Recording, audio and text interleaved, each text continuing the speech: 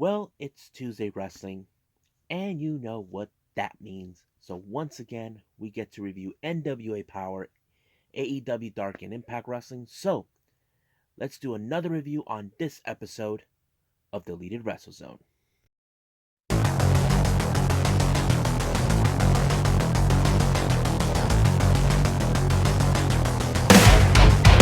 Are you ready? Get up, get up! Get up, get up! Get up, get up! Get up, get up! Get up, get up! Get up, get up!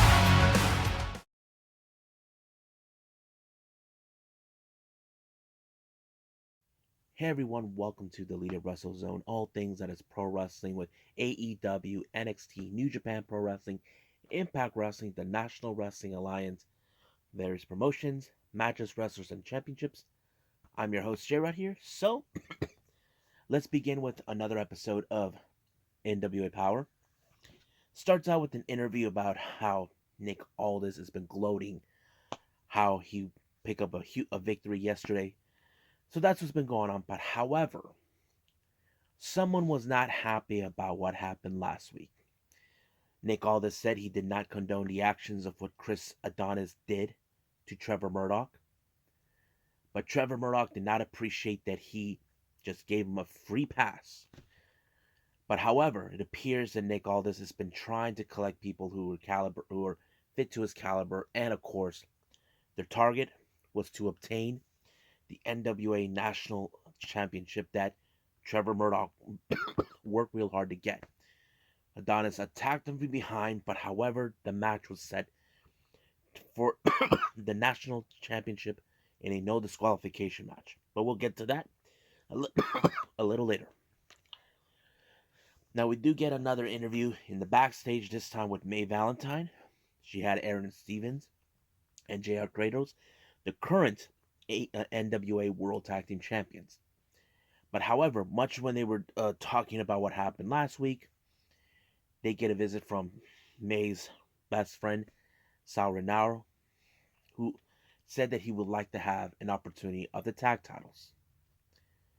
But of course, they accepted his challenge, but he better be ready. So basically, there's an old saying: be careful what you wish for. You may not like it. Now, the opening match was a singles competition. Now, I don't know the first person in this. Jeremy Plugin taking on Slice Boogie. Now, Slice Boogie has been on the roll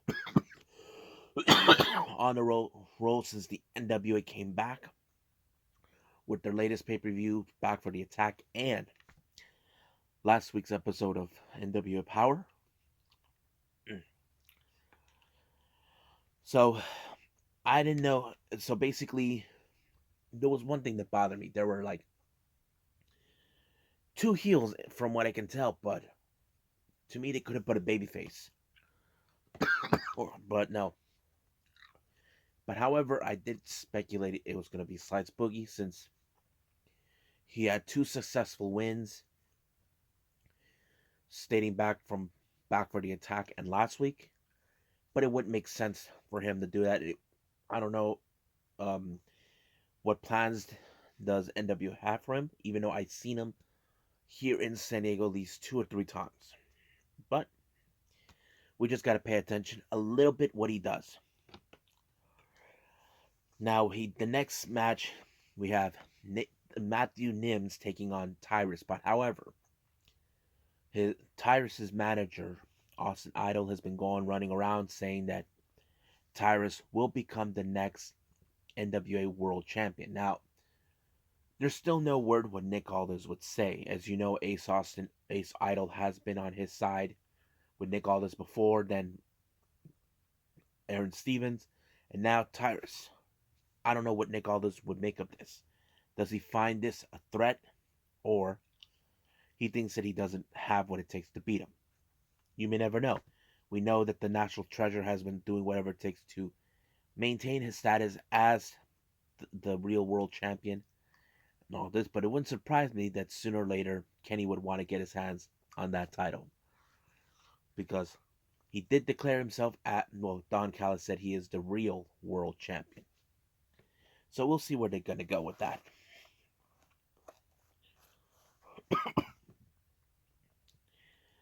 But the match itself was like exactly like how I expected, but Tyrus did prove that he is a monster, that he is meant to be world champion, and he won the match. But the real question is, how long would that take? Don't know when, but I can't wait to see it. Now, another interview happened, this time in the front of the stage. This match was supposed to happen. This was supposed to be for the NWA Television Championship, between the Pope, the current champion, and of course, the winner of the number one contender spot, Fred Rouser. But it was postponed until next week. But however, Fred Rouser had some things to say. But Pope kind of, how do I say this? Made him remember, you were the one that came to me years ago asking questions about the business, and I helped you out. So basically, that kind of played out a very good, well, storyline for this, because it would make more sense in that type of direction. But like I said, that match is going to happen next week. Now, the next match is an all women's tag team match. In special commentary, we have, of course, the legendary Melina. In this match, we have on one corner Sky Blue and Genocide taking on Alex Gracia and, of course, Thunder Rosa. The match was pretty interesting and good. You know, as you all know, these girls all know each other. Most of them appeared in Mission Pro, which is Thunder Rosa's promotion. The match was going great until Camille once again speared Thunder Rosa. Now she beat her for the number one contender spot, but however, what is the point? Is she threatened by her popularity, knowing that she is the most dominant woman in the entire world? That could be it. But however, if you guys recall, a week ago, Melina offered her an olive branch to Thunder Rosa, but Melina will not take that likely with Camille, what she did. But however, Genocide did not like how Camille interfered in her match. So basically, we may see those two fight down the line. Don't know if it's going to happen next week or in 2 weeks, or whatever the storyline is going to be in this. But it sounds interesting. Now, the main event is for the NWA National Championship in a no disqualification match between Chris Adonis, the masterpiece, taking on the current champion, Trevor Murdoch. Now, Trevor Murdoch was with the neck brace. The match was not going exactly according to plan because of the attack by Chris Adonis. With his sadistic way, he was able to win the match by applying his well-known submission move, and this allowed him to become the new NWA National Championship. Now, you got to keep in mind, is Chris Adonis now a member of Strictly Business? If it is, there is a good chance it will do whatever it takes to obtain every title they can get. As you know, the leader of Strictly Business, Nick Aldis, is the current NWA World Heavyweight Champion. Tom Latimer has tried to get his hands on the television title, no success. And now we got Camille, who is now on the verge of becoming the NWA Women's World Champion. But however, what about the tag titles? We don't know. We'll see what happens in the upcoming weeks, hopefully leading to another pay-per-view. Can't wait to see that. So, I think that's it now for the NWA, or the National Wrestling Alliance. So let's move on with AEW Dark.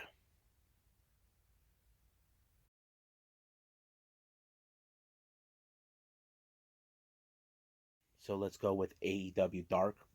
First match of the night was the Butcher and the Blade, along with the rest of the Hardy party, taking on Milk Chocolate, this new tag team that made their debut on Elevation. The consistent of Randy Summers and Brandon Watts. Now, I'm not familiarized with these guys, but however, I can tell you right away that the match ended in the favor of the Butcher and the Blade, because, like we've seen with the old school back in WWE time, where we had The jobbers, that's what these guys were. So, like, I'm not familiarized with milk chocolate, but I'm sure they're well known somewhere else. But we'll see down the line.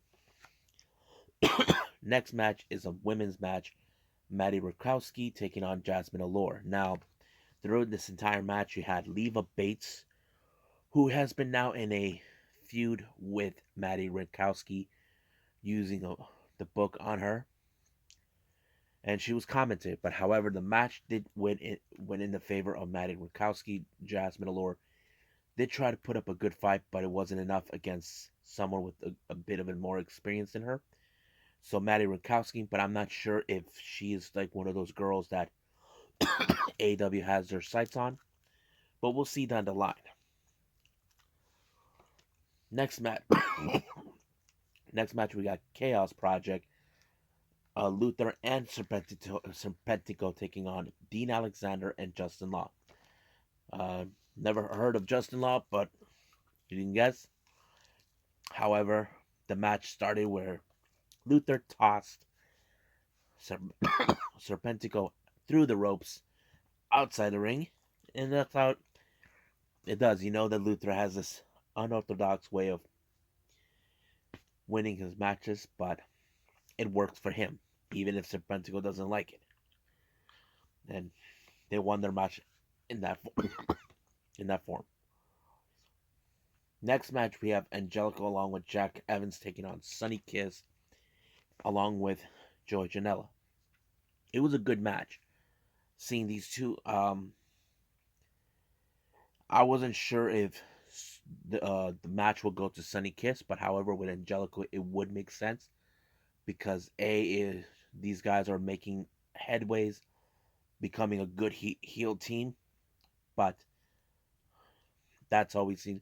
I know there has been coming from Conan who said he doesn't like how they're booking Jack Evans, but hey, he's not there to defend Jack Evans, but we'll see down the line if they do. I don't know what the rankings are for the tag team division, but we'll see when we get there. Now, the next match we have a six-man tag team match. We got Dark Order members Stu Grayson, Evil Uno, and Colt Boom Boom Cabana taking on Barry Morales, Bill Collier, and D3. This match was a lot of fun.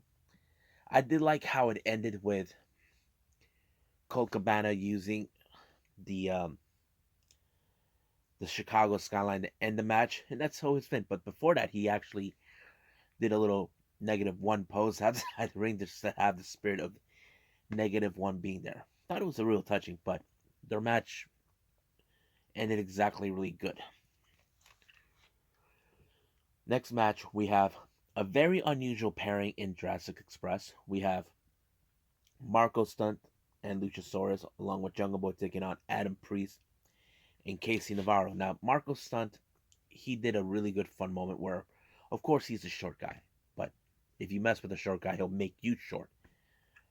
And of course, you got the big man, Luchasaurus, who ended the match with a double choke slam.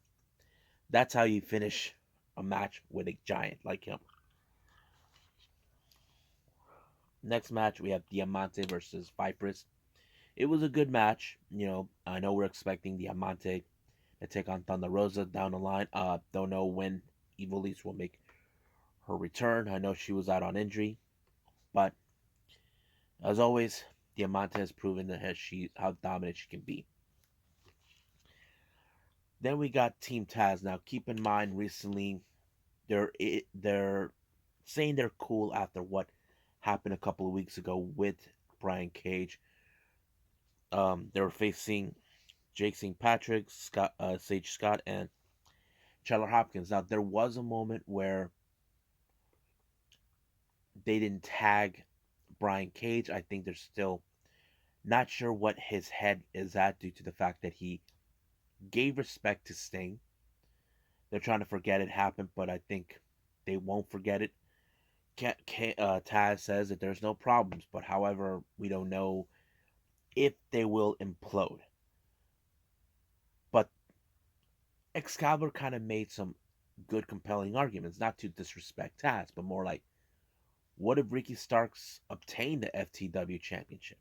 I mean, how come you don't allow yourselves to fight each other? I mean, he said that there have been factions that fought each other before, and it's true. We've seen that already, including in New Japan. We've seen that with the Bullet Club, Suzuki Gun. We've seen that with many others, but he said it will never happen. But we'll see when that happens. Then we got an interesting six-woman tag team match. First team Ashley Vox and Demi Exo, who are known as the Sea Stars from Rhode Island, teaming with Vert Vixen, taking on Red Velvet, Kylan King, and Big Swole. This was a pretty good match. I say I like this one. Um, but of course, this match ends in the favor of Big Swole, who don't know if her recent rant that she put out in Dynamite is going to give her a push, but we'll see what happens. But however, Jade Cargill will not tolerate Red Velvet getting in her business once again after her match that she had. So basically, this is becoming a very interesting feud that's going to be reignited once again. Then we got Michael Nagasawa taking on Mike Magnum, or as they call him, NT Michael Nagasawa.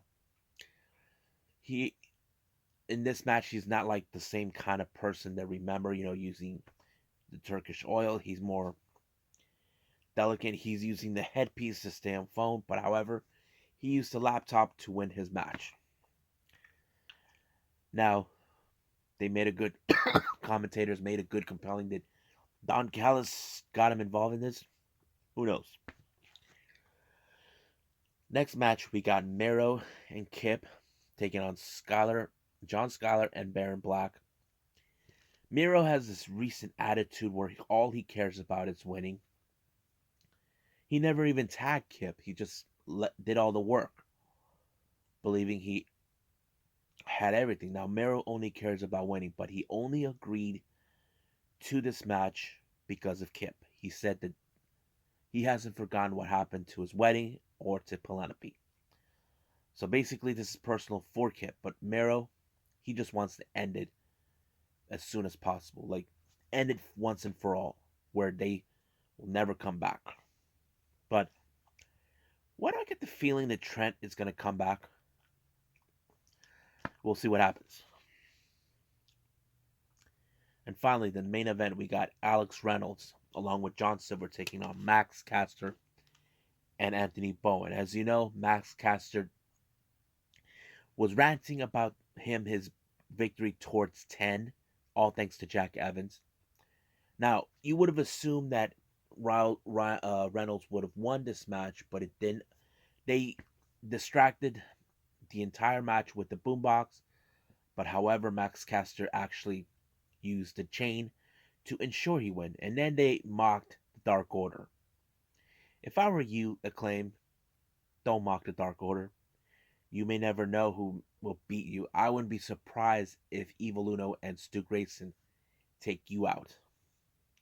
So that would be a very interesting, or you deal with the entire Dark Order, or worse, -1.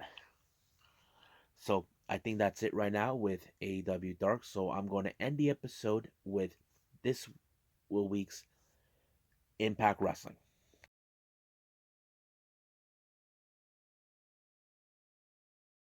All right, so we got Impact Wrestling. The opening match was a non-title match, but however, if in this one it's between Havoc and Nevaeh taking on Fire and Flavor. Now keep in mind they made the stipulation if they won their match, they get a shot of the Knockouts tag team titles. Now the match was really good. Now you would have assumed they would have won, but there was also another thing that took place. Apparently the Havoc and Nevaeh did not win their match, losing their chances. But however, it ended with a shocking development where Nevaeh stabbed Havoc in the back. She's convinced that Havoc was the weakest link in the group and all that. So basically, their friendship is over and all that. They're teaming. So I think maybe this was expected because, of course, we know that Havoc and Nevi are a strong tag team in previous promotions. They made, I know they've been in WOW, which is Women of Wrestling, and a few others, but we'll see about that down the line. Now, as you know, James Storm has an important match. It's revealed that he's now gonna have his 1,000 match, which is a huge deal, taking on his longtime friend, now his enemy, Eric Young. But however, he received a special visit, all courtesy of Sabin and Jake Something, his former tag team partner from the America's Most Wanted days, Chris Harris. Turns out they were going to be there for him to support his 1,000 victory match that he's up for grabs. Once again, we got another interview, but this time we got Deanna Perrazzo, who is gloating about how the fact that she beat Jazz, and of course Susan wants to deal with Jazz for all of this, but apparently Jazz took matters in her own hands and took care of Susan by knocking her out with the garbage can. Yep, don't mess with Jazz. Next match, we have Sami Callihan taking on Larry D. Now, keep in mind, Sami helped out Trey Miguel when he won his match against AC Romero. I don't know what was this match, but the match was amazing. It did turn out exactly like I hoped for because he proves his dominance. But however, that wasn't the case. The case in the story wise, both AC and Larry attacked him after his victory. He expected Trey to show up. He was smiling, realizing that he would confirm what everybody's been talking about, which was he had no passion, all of this. He expected for Trey to help him. Didn't happen. But he did confront him in the back. So basically, Trey doesn't believe this crap from Sami saying that he doesn't have passion. But Sami came up with a proposition to have him be his young boy, meaning take him under his wing and teach him new things. But however, he did want him to be his tag team partner against Triple XL. Now Trey is conflicted. He doesn't want to be in a match with him because he knows he's been disrespectful.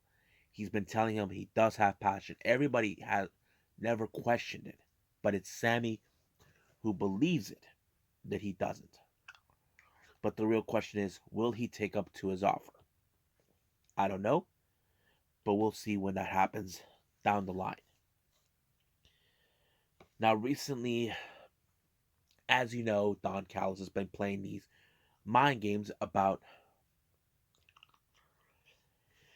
Rich Swann that he will never break. How do I say? Will never kick out of the One Wing Angel. But this was around the time when, of course, the Good Brothers are dealing with the fact they lost the tag team titles. So they set up. So Kenny had something planned out for them. Don't know what it was. It was all quiet. Now we have the next match. Brian Myers taking on Suicide. This one was no cheats whatsoever from Brian Myers. He played up a straight up match. It was clean, no funny business. But however, in post match, he declined to have a match with Matt Cardona. Once again, he thinks that Cardona is there to steal his thunder. He believes that he's the franchise of Impact Wrestling and it belongs to him. Now, everybody do believe he is out of his mind, that he's in a bad mood. We know he wants to step up in the shadows, get out of the shadows at Matt Cardona. But the real question is he a coward to face Matt Cardona, or he just thinks that he's better than him? We will just have to see in the upcoming weeks. I wouldn't be surprised if this match will take place in Rebellion. So we'll see in the upcoming weeks what's going to happen. Now, in the back, Dreamer has been recently been booking matches for the upcoming pay-per-view Hardcore Justice.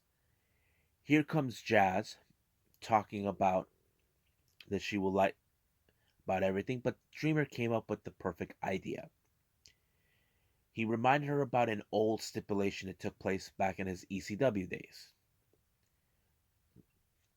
Diana has to put the title on the line, but what does Jazz has to put on the line herself? And she chose in her career. Now, Tommy was a bit concerned that this is really a bad idea, but Jazz is not afraid to put anything on the line. So basically, that's what he did. He booked it, but later on, he revealed that's going to happen. Diana feels happy that she's going to once again prove it, and she tells everybody, say your goodbyes to her. But however, I don't know what Dreamer was thinking about. He was talking to Susan, telling her, do you know Sue? So Susan was getting agitated with this soup, but she started to have a headache. Could this be the beginning where Su Young may come back? That would be an interesting. That she does come back, Diana Prazo will lose the title. That could be one of those direction they could go. I'm not sure. But however, that's not the only good news. He put out a number one contenders for the Knockouts Championship in a scramble match, meaning they could use weapons. They could use anything. Havoc liked it, so did Jordan Grace, Rosemary. But however, Tennille Dashwood did not, so she said she's going to talk to Scott, but they don't know. Scott has no power over this event. Dreamer does. And once again, Alicia, she's clueless. Don't blame her. Thought it was funny. Now, back again in the Swingers Palace, Don Callis heard rumors that Swinger has been putting bets in the matches in Rebellion. He decided that he's going to put 20K on Kenny, thinking it could work, but 20K is a lot of money. Of course, Swinger, being the sleazeball that he is, he enjoys it. He took the bet. And of course, we do got another AEW advertisement. If you guys know, I'm going to skip that anyway. Now we got an interesting tag team match. We got TJP teaming with the Walking Weapon, Josh Alexander taking on Madman Fulton and the current X Division champion Ace Austin. Now, I don't know if TJP was avoiding Josh Alexander, but it appears they were not cohesive. They were not communicating that much. But however, there was a situation where there was a blind tag by TJP, could have pinned Ace Austin, but of course they were bickering each other over this. It was TJP who actually got tagged in, but he lost the match. So basically, we have two guys who are fighting. They want a shot at the X Division title. So, could we see a number one contender spot with that? Well, we could see that, but we'll get to that in a bit. Now, Rohit decided to do the most dumbest thing ever. He decided to team up with Hernandez, but he forgets one thing. You need money. So basically, he will not do that unless you pay him. Rohit's really that dumb, but it was thrown for um, behind the Impact show. I didn't see it, but not much. It's only one match that they put out, but I'm not a fan of that. Now we get to the main event. Eric Young puts out an interesting message to James Storm. He believes that the disease has taken him completely due to his 1,000 match that he has. He believes that he is there to save the world from the disease. The match was pretty good, I have to say, between Eric Young and James Storm. You wouldn't expect it. Now, you would have, but you also expected that Violent by Design would do whatever it takes to ensure that Eric Young wins the match. But however, you did have cousin Jake or Jake something, Chris Sabin to help. But it was Chris Harris that gave him the helping hand that he needed to ensure for James Storm to pick up his 1,000 match. And Eric Young is not a happy camper.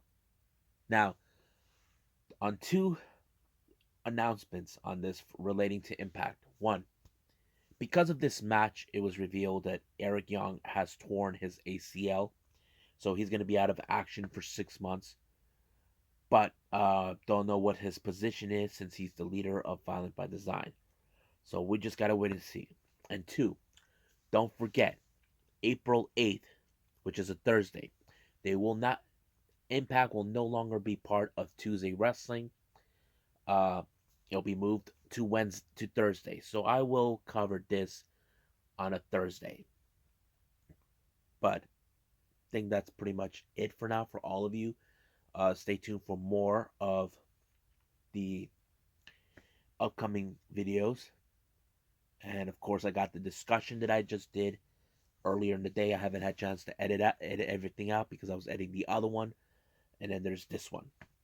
So I'll see you guys on the next DWZ time, next DWZ channel. So I must bid all of you adieu. So goodbye, and have a nice day. Bang.